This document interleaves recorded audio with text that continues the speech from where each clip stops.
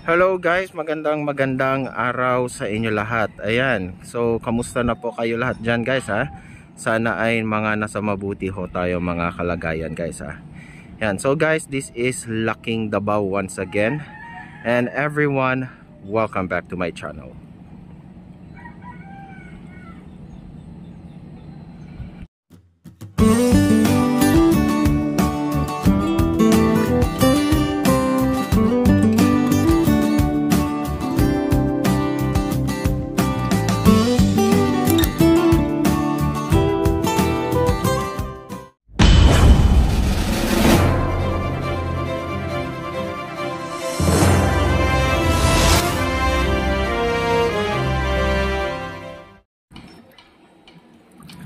Hello guys, so magandang araw sa inyo. Ayan, so nandito ho tayo ngayon at pinuntahan natin tong ongoing construction na ginagawang the Bukana Bridge or the Davao River Bridge project para dito sa Davao City Coastal Road that will connect and will finish the whole segment B of the project of the Davao City Coastal Road guys So ito na lang yung medyo tinatrabaho dito para sa segment B ng Davao City Coastal Road ito at saka yung rotonda mismo na which is malapit na rin matapos anytime yata I think as early as next year pakatapos na yon. So ito na lang ang inaantay.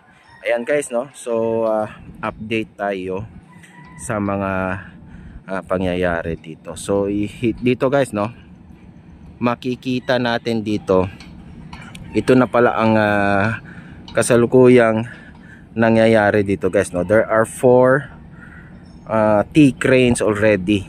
Ayan so yun yung una, yun kasi embankment na po kasi yan. Ayan guys so first 3 T crane and then second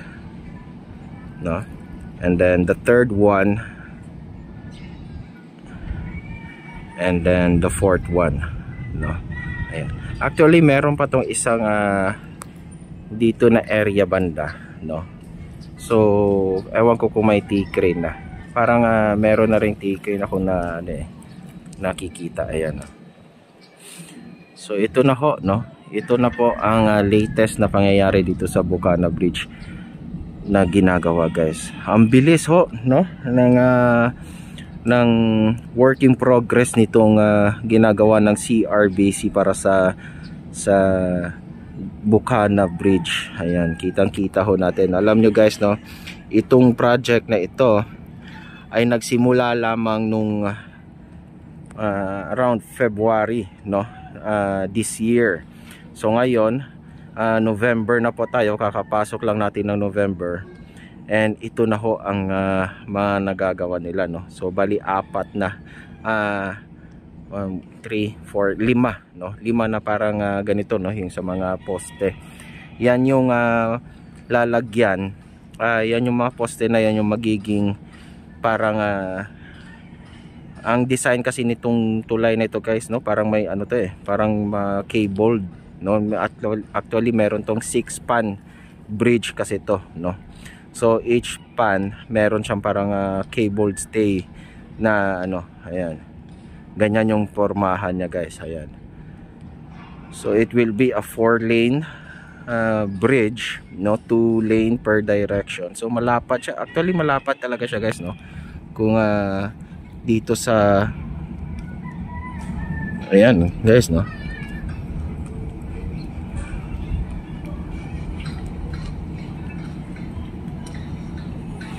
eto. So ito ho ang bilis nila magtrabaho.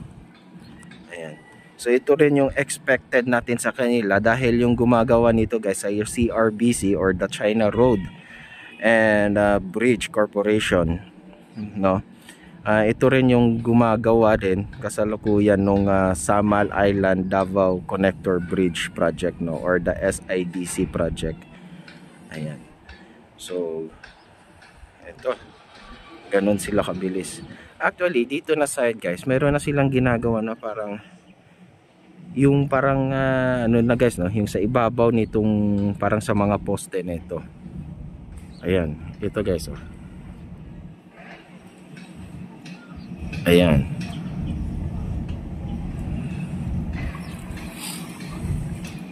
So yan na ho, yung latest. Susubukan natin mamaya guys.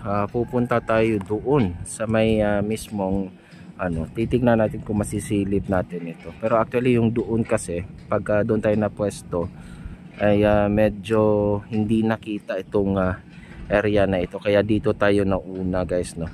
Ayan. So ito yung latest niya guys.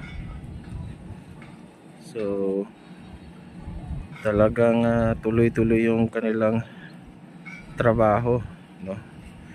So pupunta rin tayo doon na side guys, no. Titignan natin kung makakalapit tayo later.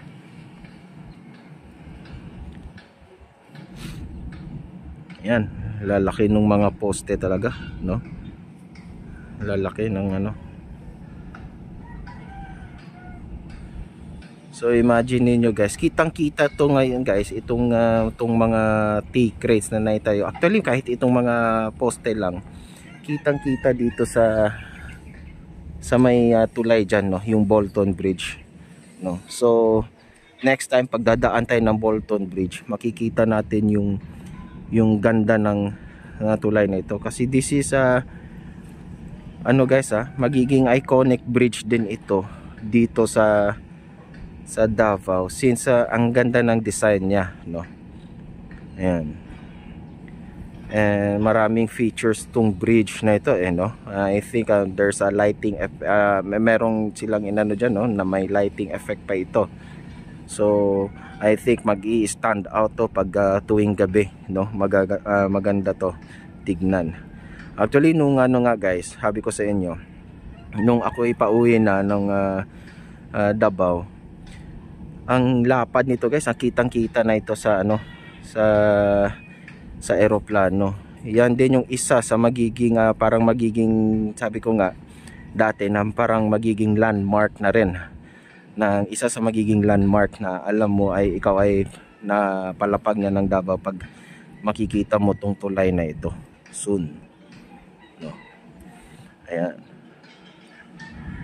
So hindi tayo makaano guys, dati kasi pumwesto tayo dito banda kung saan yung ano na yan, dahil low tide.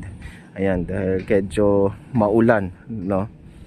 No, ilang araw maulan, kaya medyo parang chocolate yung color ng ilog, ng kulay ng tubig ng ilog. Ito, ng Davao River. Ayan. So ito na rin ang magiging soon to be the longest bridge na dito sa kahabaan ng ano, sa Davao River guys, no. Itong Davao River ngayon currently ay merong multiple, no, na mga bridge, no.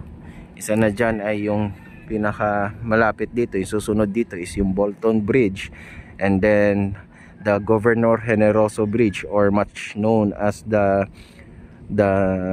Bangkerohan Bridge, no.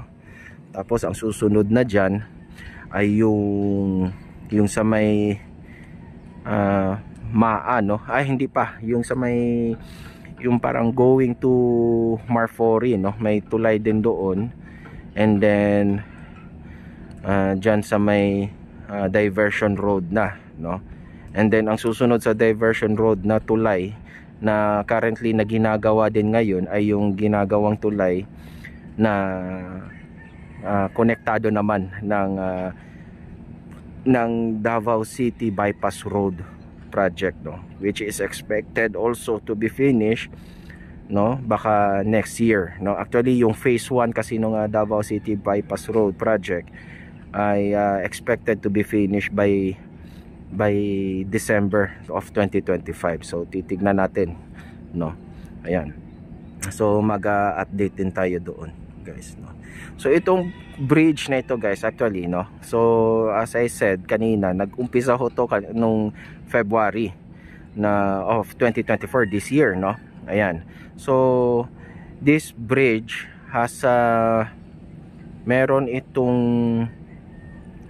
24 months, no, to build, no, yung timeline niya, no. So expected to matapos by January of 2026 or February of 2026. Ayan.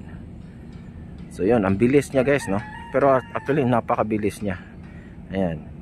So yan lang muna yung kanilang ginagawa ngayon as currently is yung sa mga, clearly is para sa mga poste, no, or yung parang kanyang para sa mga, yan yung sa mga span kasi itong bridge na ito ay merong 6 or 8 span, no. So 1, 2, 3, 4, 5, 6, no, 6 span bago mag-land sa mismong Davao City Coastal Road. So this is a 6-span bridge, no. Tapos each span, no, meron siyang parang cable style, no. Ayan. Ganyan guys, no. Ayan. Ayan. So ito, no. Yan yung currently na ginagawa.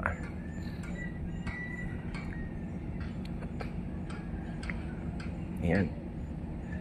So subukan natin, punta tayo dito na side. Titignan natin kung ano yung mga pangyayari dito na side guys, okay? So let's go guys.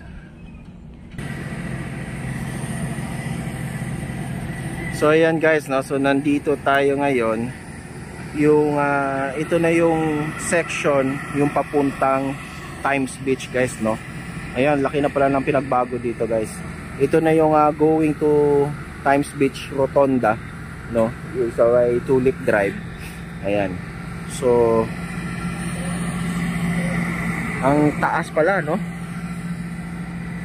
mga kanilang tambak guys, no. Ito tuloy-tuloy. So ito na yung pinakaunang parang yung pinaka sa poste niya. Ayan. Ayan guys.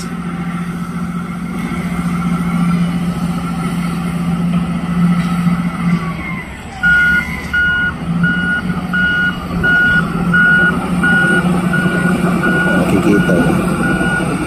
May duda ako dito guys. Yung parang diamond shape to siya, no. Awan ko lang kung yun, ha. Ayan. So kung yun yung na-projected nyo rin.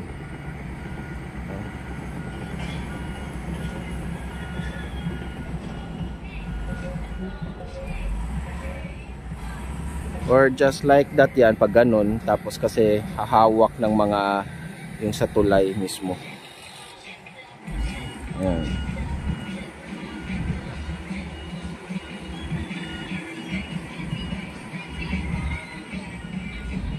So ito yung currently na ongoing dito na section. Ayan. So tuloy-tuloy yung pagbubulldoze dyan. Ayan, kikita natin dito. Ayan guys.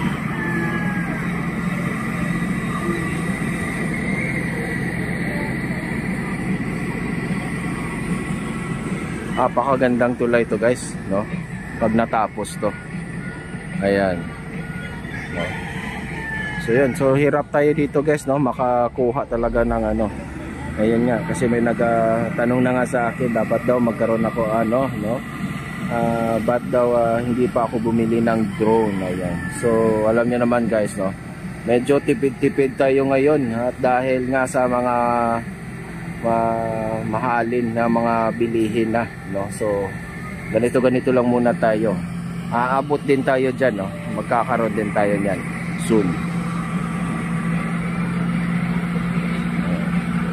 Pag-iipunan natin yan. Yan. So ito yung currently, no, na ginagawa dito. So ito yung sinasabi ko kanina na hindi natin nakikita. Ito yung parang ika-5 yata, no, na parang poste coming from the embankment, no. Nandiyan banda yung embankment, So yan, no, pumuporma na talaga siya guys, no. by early of the first quarter of 2025, makikita natin tong tulay na ito, formado na ho to, no? Ayan. So I think tsaka sila maglalagay nung yung parang pinaka bridge mismo, yung road, no? Yung gagawing tulay, no? Ayan. So inuuna nila yung mga para sa mga poste lahat. Ayan. Okay. So yan guys, na. So ngayon naman, since napuntahan na natin dito, hindi tayo masyado ano guys kasi napakataas na pala, no? Dati na-expect natin, akala natin yung dito lang na level tinaasan pa pala nila ng husto. Ayan. Akala natin kasi nung before ito yung level nya, no? Ayan. So medyo hirap tayo dito makaano. Sumubok tayo doon kanina, papasok sana tayo doon sa may Times Beach area para kahit maglakad na lang from there, kaya lang hindi pa pwede, no? Ayan. Okay lang daw kapag maagang maaga, no? Ayan. So yun guys, punta naman tayo doon sa kabilang side naman, doon sa may boulevard na area naman, no? Going sa papuntang Rotonda naman doon sa Rojas. Ayan. So titignan din natin kung makakapasok tayo doon. Okay? So ito yung pangyayari ngayon. So ito na yung sa guys, meron na siyang unti-unti na nabubuo yung forma ng kanyang parang yung para sa span niya, yung parang lalagyan ng mga kable, no? Ayan. So okay, so lipat tayo doon sa kabilang side naman. Okay, so that's it. Let's go guys. So ito guys, no, nandito na tayo sa side ng boulevard, no. Ito na yung going yung sa papunta doon sa ginagawang rotonda naman dito, no, sa may Rojas na side. Ayan. So ito, no, maglalakad tayo dito. So ito na siya. So actually yun na lang sinasabi ko sa inyo, no. Ang tanging ongoing na lang dito para sa segment B, no, kasi yung segment A ng Davao City Coastal Road ay yun ho yung dinadaanan na ngayon, no. Yung nagbukas lang din nitong taon, no. Ayan, no. So ngayon, ang para makumpleto itong segment B ay itong ginagawang tulay dito na Bukana River at yung dito na rotonda, no, para sa Rojas. So malamang pagka nagbukas ito sa publiko from coming to Ril or dun sa may Bago, no, pwede na ho dire-diretso ang labas nyo na ay mismo sa may downtown area na ng Davao City, no, doon sa Rojas Avenue, no. Ayan. So that will be siguro magiging materialize yan by 2026 pa po, no. So yun, kasi napakahaba ho nitong Davao City Coastal Road. Again, this Davao City Coastal Road has been parang was divided into 4 segments, no. Yung segment A, segment B, segment C at saka segment D, no. So yung segment A, which is open na siya sa public motorist, no. And then itong segment B, probably by 2026 it will open to the public, no. Hopefully lang baka sumunod na rin yan yung segment C, which is coming from Rojas Rotonda going to Santa Ana, no. Ayan. So ang medyo ginagawa pa talaga ngayon ay yung segment D na, no. Ayan, na magtatapos mismo din doon somewhere in Arcastillo, no? Ayan, segment. Yan yung pinakahuling segment na nitong Davao City Coastal Road, no? Ayan. So ito, no?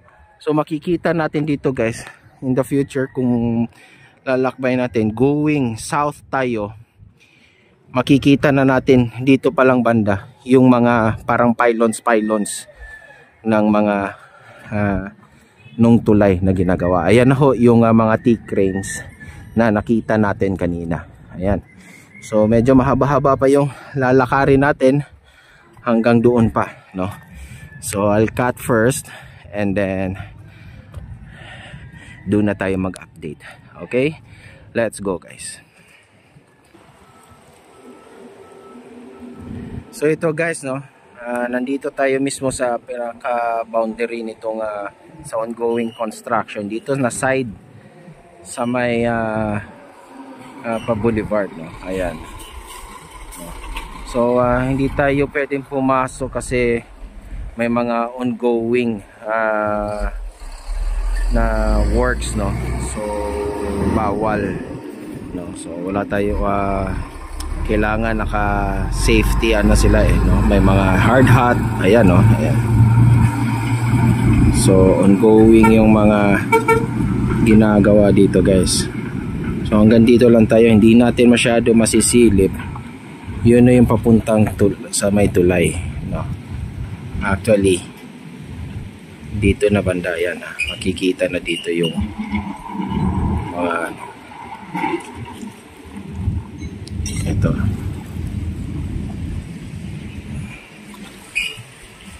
So yan. Ayan, guys, no? So dito para they're starting to clear things. Ito kasi ilalagay nila ito, no? Ito yung pinapatungan, ayan, no? Nilalagay nila dyan. At yan yung papatungan ng mga wave breakers, guys, no? Ayan. So ito yung mga wave breakers. Ayan. Ayan. So yun, no? So sayang. Okay lang daw sana, no? Kung naka-break time sila or pwedeng lumapit ng konti, pero hanggang doon lang daw sana. Kaya lang ngayon bawal daw talaga dahil may ongoing na works na nangyayari, no? May operation. So ito, no? So I think that's it, guys, no? That's our latest update dito sa ginagawa na Bukana Bridge, no? Dito sa Davao City Coastal Road na magkukumpleto nitong segment B nitong Davao City Coastal Road mismo. Ayan, no? So ito, balik na tayo. So ito, no? Yan na yung skyline ng Davao City na downtown. Ayan. So makikita natin dyan yung bagong gawa na two-peak lane, no? Yung Twin Towers, ayan. And then the may glimpse ng Marco Polo Hotel at nitong Avida Towers downtown Davao, no? Ayan. Dito naman na side yung Felcris Centrale. And soon dito, no, kasi alam ko meron pa to si Felcris Centrale na hotel and then 3 towers na 39 stories each, no, na residence nila. Ayan. So ito, guys, no? So balik tayo. So that's it. That's our latest update about the Bukana Bridge, no? Ayan. So mabilis talaga yung trabaho nitong CRBC, no? Yun yung kasi alam nyo itong CRBC, napansin ko dito kung saan sila may project, nilalapit nila mismo yung yung parang kanilang mga ano no, yung tipo no, o kaya gumagawa sila mismo ng parang batching plant doon sa may area kung saan yung construction site nila. Katulad nung sa Samal Island Davao City Connector Bridge no, yung ang pagkakaala lang natin yung doon lang sa may Samal yung pinaka ano nila no, yung pinaka depot. Meron din silang ginawa dito sa may Lanang mismo no, kung saan gagawin yung kung yung pinaka interchange no. Ayun. So ganun din dito sa project na ito na tulay nila no. Doon sa may Times Beach area no, meron din silang ginawa doon na parang depot na site. And the same thing doon sa kanilang isa pang project which is Davao City Bypass Road, yung phase 2 no ng Davao City Bypass Road project. Meron din silang depot doon no, or batching plant. Ayan. So that's it guys So babalik-balikan natin tong Bukana River Bridge project no. Ayan, yan yung kanyang pinaka perspective ng bridge design no. Ayan. So ating babalik-balikan itong yung Bukana Bridge na yan. Okay, so that's it. Thank you so much guys no. Ayan, so please like and share this video. And sa mga hindi pa ho nakapag-subscribe sa akin dyan guys no, please do so. Subscribe na po kayo. Hit that notification bell para ma-notify kayo every time I will upload a video patungkol sa mga development na nangyayari here in Metro Davao guys. Ayan. Yun no. So sa aking paalala sa inyo na lagi tayo mag-iingat guys sa ating mga pang-araw-araw na mga ginagawa, especially ngayon no. Maraming pabalik na ng mga city centers or mga ano galing mga kalapit nating probinsya no, na babiyahe dahil sa nangyaring undas no. So ingat-ingat po no. Ayan. So ayan guys maraming salamat ulit guys. Okay, so that's it. This is Laking Davao updating you about the latest ongoing project ongoing here, developments para sa Bukana Bridge ng Davao City Coastal Road. Okay, till next time guys, thank you so much. God bless us all and adios guys.